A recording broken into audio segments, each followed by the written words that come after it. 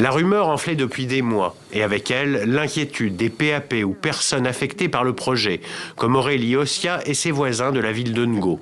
Le projet Bakassi pour Bateke Carbon Sink est lancé en 2021. Pour compenser ses émissions de gaz à effet de serre, Total Energy s'engage à reboiser 40 000 hectares de savane dans le département des Plateaux au Congo. Mais les terres concernées sont utilisées de manière coutumière par de petits agriculteurs qui se retrouvent en partie privés de leurs moyens de subsistance. Depuis son siège parisien, Total Energy annonce aujourd'hui, un peu plus de 3 ans plus tard, transférer ses activités à un autre maître d'ouvrage, sans plus de détails. On ne connaît pas cette autre entreprise. Nous, on ne connaît que Total Energy. Il faut qu'ils arrangent ce problème avant de partir. Il faut qu'ils honorent les contrats de 7 ans qu'on a signés, qu'ils nous donnent de l'argent. Et ainsi, on pourra acheter des terres ailleurs pour nos activités agricoles.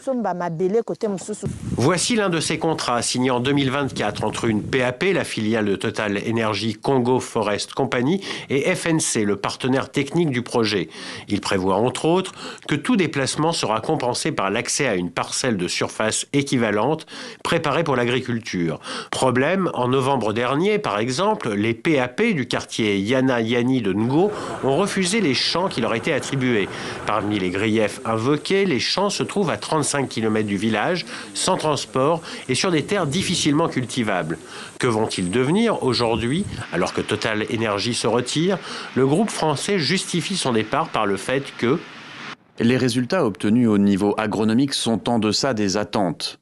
Et le coût des crédits carbone qui pourrait en résulter ne répond plus aux critères d'investissement de Total Energy. Et précise: un mécanisme de gestion des griefs est actif pour recueillir, qualifier et répondre aux réclamations des personnes et communautés le cas échéant.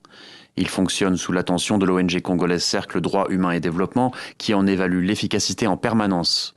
Le projet collabore avec les parties prenantes concernées pour proposer des voies de résolution et tenir compte des avis exprimés.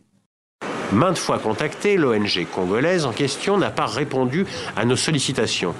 Face au flou qui prévaut depuis des mois, le coordonnateur de la commission Juste ICP, une ONG proche de l'Église catholique, s'est saisi du dossier. Total a signé des accords avec les papes, les personnes affectées par le projet, pour un accompagnement d'une durée de 7 ans. Maintenant qu'ils s'en vont avant les 7 ans accomplis, quelle est la solution qu'il faudrait mettre en place? Nous souhaiterions accompagner les populations dans cette discussion avec la multinationale. Nous sommes dans une logique de discussion, une logique de dialogue. Le projet Bakassi prévoyait de planter 40 000 hectares de forêt et de séquestrer en moyenne 500 000 tonnes de CO2 par an sur 20 ans. À ce jour, seulement 5 000 hectares ont été plantés, soit un peu plus de 12% de la surface prévue.